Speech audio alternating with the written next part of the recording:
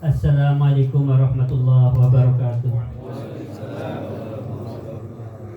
A'udzu billahi samil alim minasyaitonir rajim. Bismillahirrahmanirrahim. Alhamdulillahilladzi hadana li hadza wa ma kunna linahtadiya laula an hadanallah.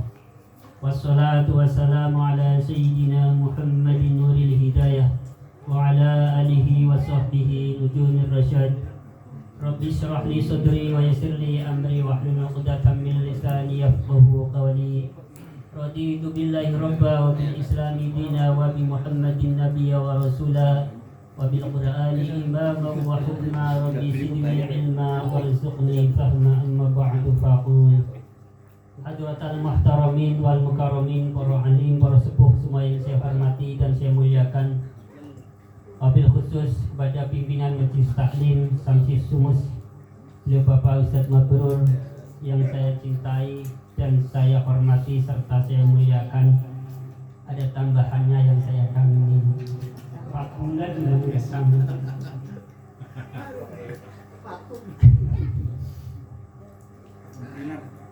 Tokoh masyarakat setempat, dalam hal ini Bapak RT Sanim, yang saya hormati dan saya muliakan serta saya cintai, yang saya kangenin juga. Kemarin sudah saya bilang saya sudah kangen sama Bapak RT, enggak dibalas. Mungkin bingung kali dia, terus bilang apa ya. Tetapi rupanya direspon cepat oleh Bapak RT, yang kemudian istilahnya gendur rasa atau musyawarah dengan pimpinan majelis taklim. Ya, akhirnya terlaksana kegiatan ini dan insya Allah akan berjalan setiap minggu malam Senin. Sebelum pengajian dimulai, terlebih dahulu saya menyapa kepada para orang tua kami, Bapak Mudasir, Bapak Jajah, ya, Bapak Mito, Bapak Abdurrahman, semua sehat ya. Ya, Bapak Jajah saya mohon maaf pas Ramadan ya, waktu sakit saya tidak menjenguk. Saat itu saya sudah WA Bapak RT Sanim menanyakan di ruang apa segala, katanya waktu itu jawabannya belum bisa dijenguk, belum diperbolehkan. Saya tunggu sehari 2 hari, akhirnya keburu ya, kesibukan yang namanya bulan puasa ya, mohon maaf. Rekan-rekan semuanya seide, senasib, seperjuangan yang saya cintai dan saya hormati serta saya muliakan, dan insya Allah dimuliakan oleh Allah Subhanahu wa Ta'ala. Mari kita sama-sama membaca hamdalah alhamdulillahirabbil alamin, yang telah sebagai ungkapan rasa syukur kita kehadirat Allah Subhanahu wa Ta'ala yang telah memberikan nikmat hidup yang begitu besar dan begitu banyak kepada kita sekalian. Di antara nikmat hidup yang masih dapat kita rasakan bersama-sama sampai di malam hari ini, alhamdulillah kita semuanya diberikan umur panjang oleh Allah Subhanahu wa Ta'ala, diberikan kekuatan lahir dan batin, diberikan kemampuan untuk membagi sebagian daripada waktu kita di tengah-tengah kesibukan kita ini untuk menjalankan sebagian dari perintah Allah dan Rasulnya. Salah satu perintah yang saya maksudkan adalah mendatangi majelis zikir dan majelis ilmu. Alhamdulillah, semua ini semata-mata atas pertolongan dari Allah Subhanahu wa Ta'ala. Saudaraku rahimakumullah, salawat serta salam semoga tersanjungkan pada baginda Nabi Muhammad sallallahu alaihi wasallam. Sebelumnya, rekan-rekan semuanya yang hadir di sini, terlebih dahulu saya doakan semoga senantiasa mendapatkan kesehatan dari Allah Subhanahu wa Ta'ala, serta diberikan kekuatan lahir dan batin untuk mengerjakan ketaatan terhadap Allah dan Rasulnya hingga akhir hayat kita, sehingga kita semua meninggal dalam keadaan membawa iman dan Islam. Husnul khotimah.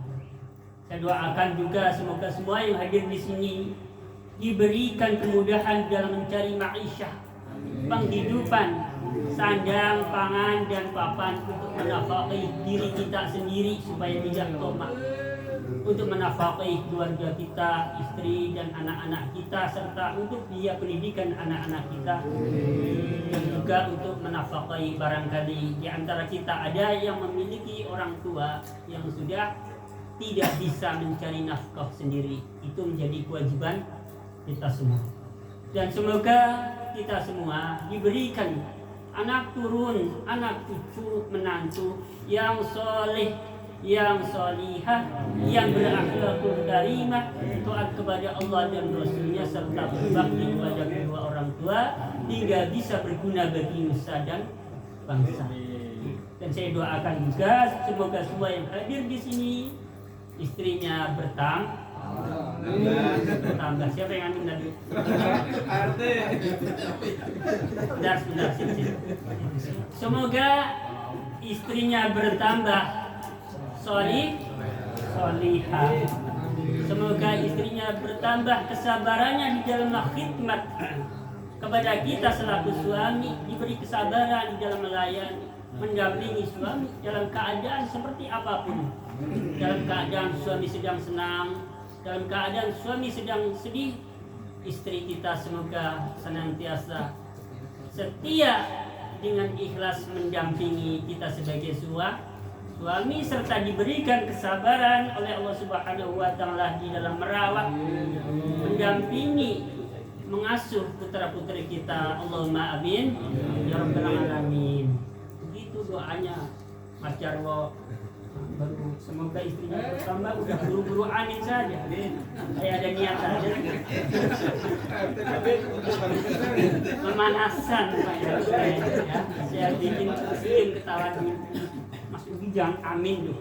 Sampai di rumah nanti ada sesuatu. Pemanasan ya, namanya pemanasan ya. Ya bikin ketawa dulu lah, nanti baru serius. Bismillahirrahmanirrahim. Ya, mari kita sama-sama awali pengajian kita. Ya mungkin untuk pertemuan kali ini saya belum membacakan kitab fikihnya. Ya untuk pemanasan, untuk menyemangati kita semua, saya membacakan terlebih dahulu hal-hal yang berkaitan dengan majelis ilmu. Apa sih keutamaan kita mendatangi majelis ilmu? Barangkali ini untuk menyemangati kita. Ya bahasanya untuk pemanasan lah, untuk muqaddimah. Pertama saya akan mengutip pernyataan dari Sayyid Ahmad bin Athaillah dalam kitab Hikam. Ini menyangkut tentang waktu. Beliau berkata, ihalatukal a'mala ala wujudil faraghi min du'unatin nafsi. Kata beliau artinya, menyerahkannya kamu tentang amalan-amalan atas adanya waktu luang, itu bagian daripada kebodohan jiwa. Ini perkataan Sayyid Ahmad bin Athaillah. Perkataan Sayyid Ahmad bin Athaillah ini disyarai atau dijelaskan oleh ulama. Ulama menjelaskan berkata begini, fa idza kana al-murid mustaghilan bi halin min ahwali dunyahu wa kana dhalika yamna'uhu min al-a'mali allati yatawassalu biha ila hadrati maulahu wa hala dhalika ala faraghihi min tilkal ashghali faqala idza tafarrahtu amiltu kana dhalika dalilan ala munati nafsihi, yang artinya apabila ada seorang murid, yang dimaksudkan murid di sini adalah orang yang sedang atau ingin menapaki jalan Allah, orang yang hidupnya ingin dalam ketaatan terhadap Allah, sedangkan ia sibuk dengan satu keadaan dari beberapa keadaan dunia, yang mana keadaan dunianya itu bisa menghalanginya untuk mengerjakan amal-amal soleh, yang mana amal-amal soleh itu bisa menghantarkannya kepada Allah Subhanahu wa Ta'ala. Lalu dia menyerahkan keadaan yang seperti itu sampai adanya waktu luang. Itu adalah apa? Kebodohan jiwa. Kemudian dia berkata, "Idza tafarrahtu amiltu kada wa kada." Apabila aku nanti menemukan waktu luang, nanti kalau ada waktu luang, kalau aku sempat, kalau aku nganggur, akan melakukan, akan mengerjakan amalan begini. Nantilah kalau ada waktu luang, aku mau ini, aku mau itu. Yang seperti ini nih, sebagai bukti kebodohan jiwa seseorang. Karena apa? Qad la yajidu muhillatan bal yatakhattafuhul maut. Karena untuk menemukan waktu luang itu terkadang tidak bisa terkadang. Justru kematian keburu menghampirinya. Atau bisa jadi kesibukan dunianya itu bertambah. Karena apa? Li'anna ashholad dunya yatada'iya ba'duha ila ba'din. Karena kesibukan dunia itu yang sebagian akan mengajak kepada kesibukan dunia yang lain. Saya kasih contoh dulu di awal-awal saya datang ke Jakarta tahun 2007 bulan April. Ya, saya masih ingat tanggal 25 April saya datang ke Jakarta kerja sama Mas Umar. Saat itu 1 tahun saya baru kerja, ya istilahnya di tempat kerja lah atau di kantor bahasanya lah, untuk keren sedikit yang menyamarkan profesi yang sesungguhnya. Kalau bahasa kantor kan samar, apa sih ya? 1 tahun, 2 tahun, 3 tahun sudah mulai mikir. Ada yang ngasih apa istilahnya nasihat atau pitutur mal, yang namanya orang tani mesti punya cangkul. Sebagai penjahit mesti punya mesin jahit di rumah. Siapa tuh ada yang meremam lumayan 10-20 bisa buat tambah-tambah uang jajan anak. Kepikiran, memang saat itu belum, hingga akhirnya beli mesin jahit buat di kontrakan.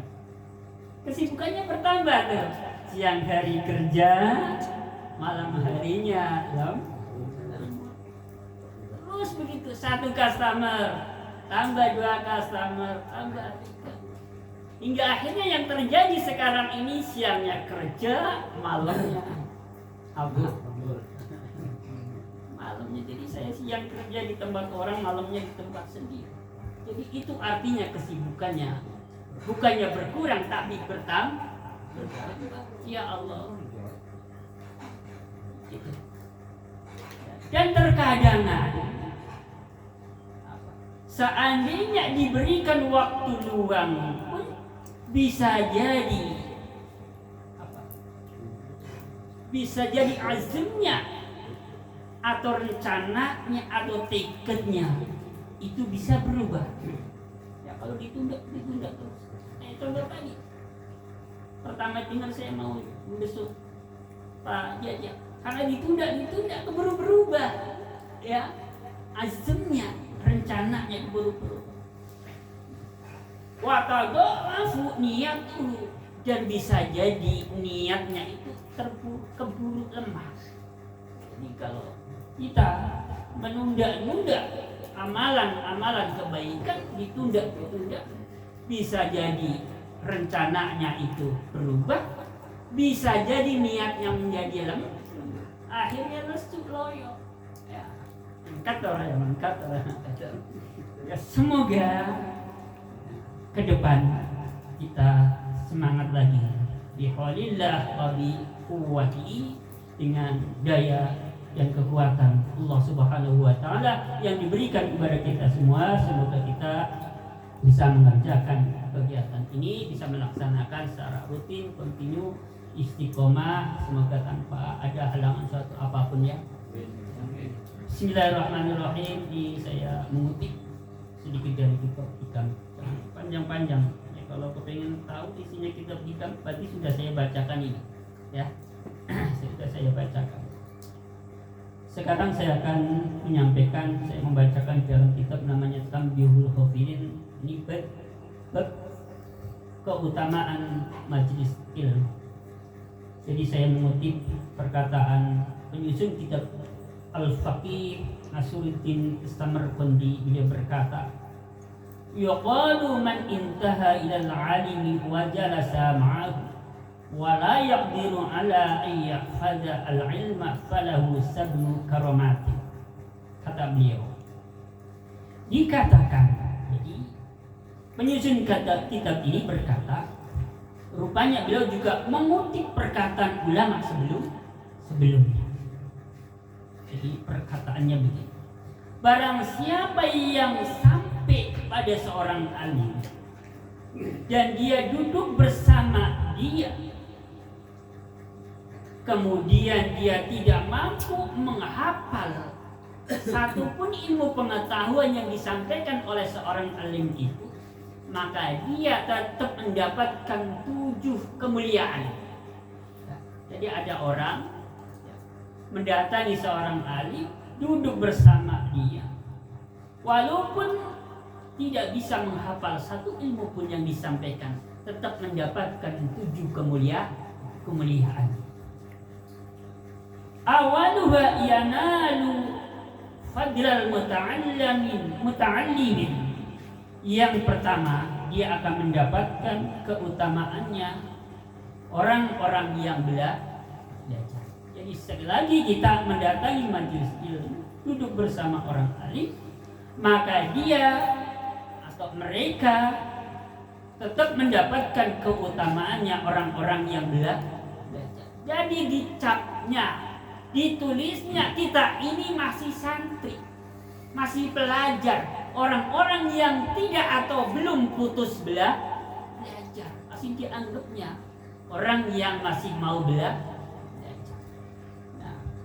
Kalau kita masih dianggapnya orang yang masih mau belajar alias belum putus belajar atau tidak putus belajar, semoga sampai akhir hayat kita, maka apabila ada sesuatu ya, amalan ibadah ataupun lainnya yang salah dalam pandangan Allah dan Rasulnya atau menurut syariat Islam salah, sehubungan kita belum tahu itu,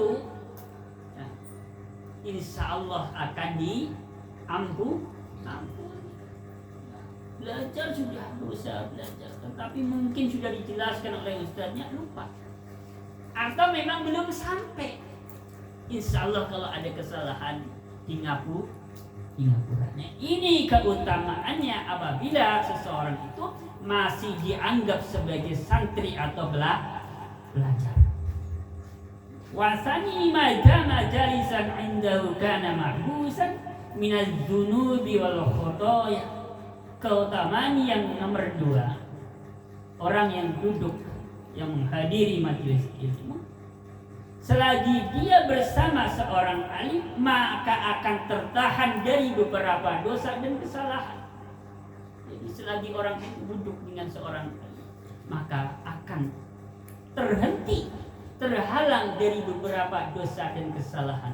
Ya mosok iya lagi di kembar ustaz ngomongin rodok nomnya, kayaknya nggak mungkin banget, kecuali ustaznya yang duluin baru ya jamaahnya ikut ya, tapi insya Allah nggak akan ya. Nah, itu satu contoh insya Allah. Lagi duduk ngobrol-ngobrol sama ustaz, insya Allah ngobrolnya ya juga yang lurus-lurus. Bercanda juga, bercandanya aduh hati-hati. Ini namanya tertahan dari beberapa dosa dan kesalahan. Itu keutamanya mendatangi majelis ilmu. Kemudian wasalisu idza kharaja min manzilihi tanzilu alaihi rahmatu. Ketika orang itu keluar dari rumahnya, dari tempat tinggalnya, maka rahmat Allah turun kepada dia. Rahmat Allah turun. Makanya dulu guru ngaji di kampung, saya masih anak-anak, malam-malam hujannya, namanya anak-anak kan sambar-sambaran zaman dulu. Terus sore-sore, ayo berangkat, dari satu rumah ke satu rumah. Giliran nggak ada yang berangkat, saya pulang ke rumah. Mbah, orang nasi mangkat, saya kan ikut mbah dari kecil. Orang nasi mangkat, yo mangkat baik tak antara itu. Orang usah ngiri kanca batir sebab pinter di ngode. Ayo tak antara, kata mbah saya. Nggak usah irin-irian sama teman-teman, nggak usah ngikut-ngikut teman yang nggak berangkat. Karena pandi dipakai sendiri. Ya, sampai di tempat, sampai di musola zaman dulu sebutnya langgar, guru ngajinya. Oh udan kau orang mangkat, udan iku nggak warok mat.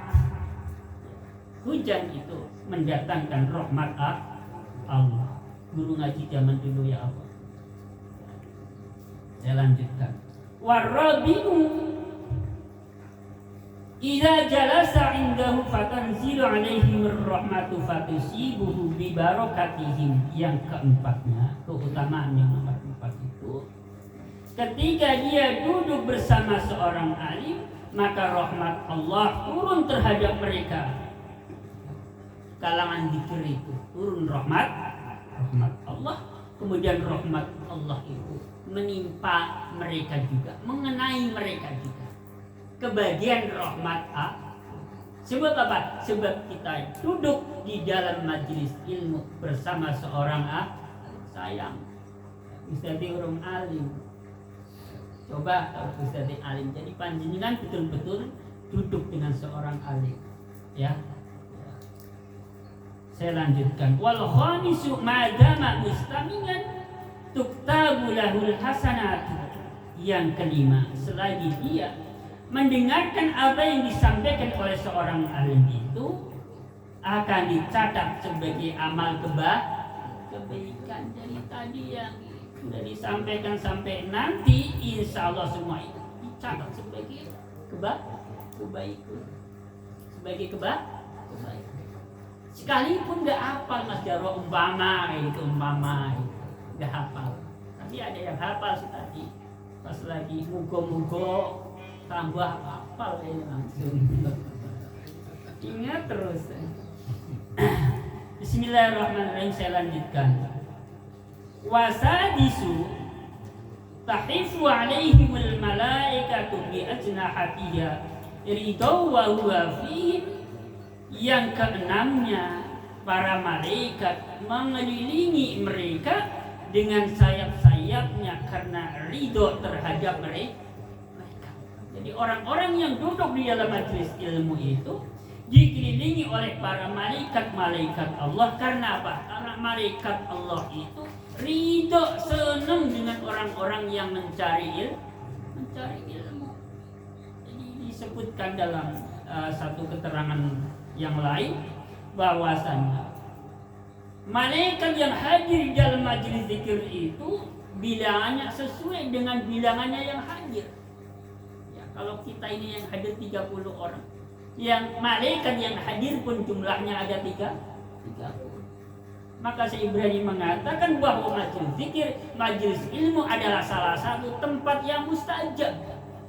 Alasannya apa? Karena di situ dihadiri para malaikat yang ikut berzikir, ikut taklim, ikut menyimak apa yang disampaikan dalam kajian tersebut. Masa ia diamini oleh para malaikat? Enggak, mustajab, mabrur, iya kan? Makanya kita doakan bersama-sama semoga usaha Ustaz Mabrur berkembang, istiqomah, ya, supaya bisa membantu jalan dakwah saya juga. Ini donaturnya soalnya. Saya pengen jadi pos belum kelaksanaan soalnya. Orang 3 aja, yang 1 pulang kamu nggak kesini lagi. Ternyata susah, nggak semudah yang saya bayangkan ternyata. Ya Allah, ilmunya apa Pak Ustaz Mabrur ya? Saya mau kesini datang mau berguru kok nggak jadi. Saya lanjutkan. Bismillahirrahmanirrahim. Tadi sampai mana? Bismillahirrahmanirrahim. Yang nomor 7-nya ini. Wasabinu kullu qadamin yarfa'uhu wa yad'uhu yakunu kafaratul lidzunubi wa raf'an lidarajati wa ziyadatan fil hasanati. Keistimewaan yang nomor 7 bagi orang yang menghadiri majelis ilmu atau mendatangi seorang alim adalah tadi setiap langkah kakinya menjadi tebusan atas dosa-dosanya dan akan diangkat derajatnya serta ditambah amal kebaikannya insya Allah. Semua langkah kita tadi menuju majelis ini semuanya dicatat sebagai amal baik oleh para malaikat Allah dan itu merupakan amal soleh. Moga-moga bisa jadi saksi. Pantas dalam satu hadis Nabi bersabda, "Man salaka tariqan yaltamisu fi ilman sahalallahu lahu bi tariqan ilal jannah." Barang siapa yang menapaki satu jalan itu untuk memperoleh suatu ilmu pengetahuan, maka oleh sebab langkah kakinya untuk menuju diperolehnya ilmu pengetahuan, Allah akan memudahkan baginya jalan menuju surganya Allah Subhanahu wa ta'ala. Insya Allah orang yang rajin datang majelis ilmu, jalan ke surganya dibuka lebar-lebar, dimudahkan oleh Allah Subhanahu wa ta'ala. Allahumma amin ya rabbal alamin. Saudaraku rahimakumullah, ini sudah tunjuk. Tadi saya kan bilang keistimewaan orang yang mendatangi seorang alim itu mendapatkan 7 karomah. Sudah dibaca semua. Terus ini mau ngapa lagi? Saya lihat baru 15 menit. Masa iya? Nanti bilang lama nunggunya daripada tampilnya, nunggunya kemarin berapa minggu, begitu tampil 20 menit. Ya, tambah ya RT ya. Tambah enggak? Ya. Rekan-rekan gimana, tambah enggak nih? Lagi kelihatannya ini kok kayaknya cair kayaknya. Saya merasa ngomong itu kadang-kadang yang muter-muter. Lagi nggak cair saya ngomong juga belepotan juga. Sini ya apa yang mau diomongin? Boro-boro bisa bercanda, ngomong serius pun nggak bisa. Ya, bercanda itu menunjukkan bahwa orang itu sedang cair akal pikirannya. Coba rasakan. Kalau bisa ngobrol. Kalau lagi untuk nggak bisa bercanda nggak? Diajak bercanda aja namanya kayak gitu, ya kan? Jadi orang bisa bercanda menunjukkan bahwa orang itu otaknya sedang cair. Artinya enggak sedang dalam keadaan stres. Iya enggak, Babe? Iya. Pernah enggak Babe lagi stres berat itu ngajak bercanda? Yang ada dicandain ngikut kali. Ya kata saya. Jadi apa yang saya katakan tadi berdasarkan pengalaman pribadi. Nah itu menjadi sebagai catatan. Kemungkinan ini juga yang dialami banyak orang juga begitu sama kali ya. Artinya kalau lagi stres nggak bisa bercanda, kalau lagi candaannya lancar berarti itu lagi cair nggak lagi sumpah. Ya inti supaya istiqomah kita mulai saja pengajian fikihnya pada malam hari ini. Tadi kan buat muqaddimah pendahuluan. Nah ini intinya, kan intinya ngaji fikih, intinya belum. Tadi baru muqaddimah atau pendahuluan. Orang nulis buku aja ada muqaddimah, ada pengantar kata, ada ya kayak gitu ya. Ntar baru ini. Bismillahirrahmanirrahim. Mari kita sama-sama lanjutkan pengajian kita dalam ilmu fikih. Dulu sampai pembahasan tentang beberapa hal yang bisa membatalkan sholat. Yang terakhir adalah makan dan minum. Apabila itu dikerjakan di tengah-tengah sholat, tentu membatalkan sholat kita.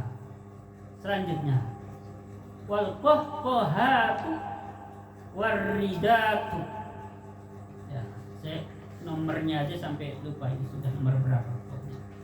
Yang berikutnya ini yang bisa membatalkan sholat adalah ketawa. Jadi lagi sholat ketawa, sholatnya batal. Muncul pertanyaan, bagaimana kalau lagi sholat mesem, senyum-senyum, batal enggak? Jadi ada perbedaan. kalau ketawa itu membatalkan sholat, tapi kalau sekedar mesem, senyum, maka tidak membatalkan sholat. Sebab ada riwayat alasannya oleh ulama adalah karena Nabi SAW pernah sedang sholat mesem. Sahabat ada yang melihat, kemudian bertanya. Zaman sahabat nampaknya juga orangnya sudah kritis-kritis. Jadi melihat apa yang dibahas langsung ditanya kepada Rasulullah SAW. Jadi bahasa gampangnya ya, wahai Rasulullah, saya melihat engkau tadi di tengah-tengah sholat kok senyum. Maka Nabi menjawab, ketika aku sedang sholat, marrabi Mikailu fadohikali fatabassamtu lahu. Ketika aku sedang sholat, malaikat Mikail lewat, kemudian dia tertawa, ditujukan kepadaku. Ya mau tak terjemahkan, mentertawakanku ya, ketone perapas ya. Kemudian Mikail tertawa kepadaku, lalu aku membalasnya dengan senyum. Fatabassamtu lahu. Maka aku tersenyum karena dia. Ini yang dijadikan dalil bahwasanya di tengah-tengah sholat tersenyum itu tidak membatalkan sholatnya. Yang membatalkan adalah ketawa. Terus. Yang berikutnya yang bisa membatalkan sholat adalah ridah atau murtad. Apa itu murtad? Murtad adalah keluar dari Islam. Baik keluarnya ini biqaulin au fi'lin, keluarnya ini melalui pernyataan secara lisan. Contohnya, pernyataan secara lisan dia keluar dari Islam adalah mengatakan Allahu salisun salah. Allah itu nomor 3 dari Tuhan yang ada 3. Jadi mengatakan bahwa Tuhan itu ada 3, Allah itu ada 3, berarti orang itu sudah murtad. Hati-hati. Ini namanya murtad biqauli. Murtad dengan ucapan atau sebab dengan perkataan. Kemudian murtad yang dilakukan atau yang disebabkan dengan suatu perbuatan, salah satunya adalah sujud atau menyembah kepada berhala atau menyembah kepada selain Allah. Ini namanya murtad, sebab perilaku atau sebab perbuatan. Kalau tadi yang pertama kan murtad sebab ucapan. Yang keduanya sebab murtad sebab perbuatan. Atau bisa jadi ini ya, murtadnya itu sebab berencana lagi sholat kok kepikiran atau berencana nanti atau besok akan keluar dari Islam. Lagi sholat punya cita-cita besok mau keluar dari Islam. Itu namanya murtad bi azam. Dalam hati saja atau dalam pikirannya saja, tidak sampai diucapkan, tidak ada sesuatu yang dilakukan, tetapi dalam pikirannya itu ingin keluar dari Islam. Nah itu adanya di tengah sholat, maka sholatnya sebab telah murtad. Murtad itu ada kalanya dengan sebab ucapan, ada kalanya sebab perbuatan, ada kalanya sebab suatu rencana ingin keluar dari Islam. Ini barangkali yang bisa saya sampaikan berkaitan dengan hal-hal yang bisa membatalkan sholat. Ini sudah habis soalnya pasalnya ya, jadi pas banget tadi.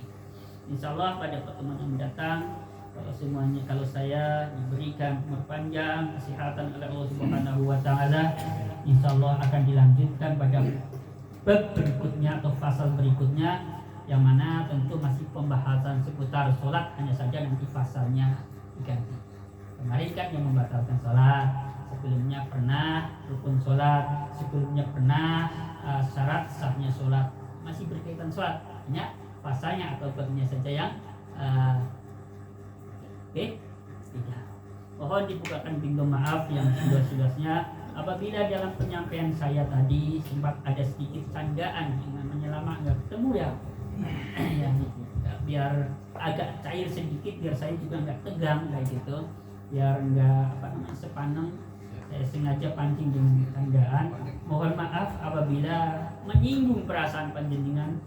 Ya, mohon dibukakan pintu maaf yang seluas-luasnya. Akhirul qouli billahi taufiq wal hidayah wa ridho. Wassalamualaikum warahmatullahi wabarakatuh.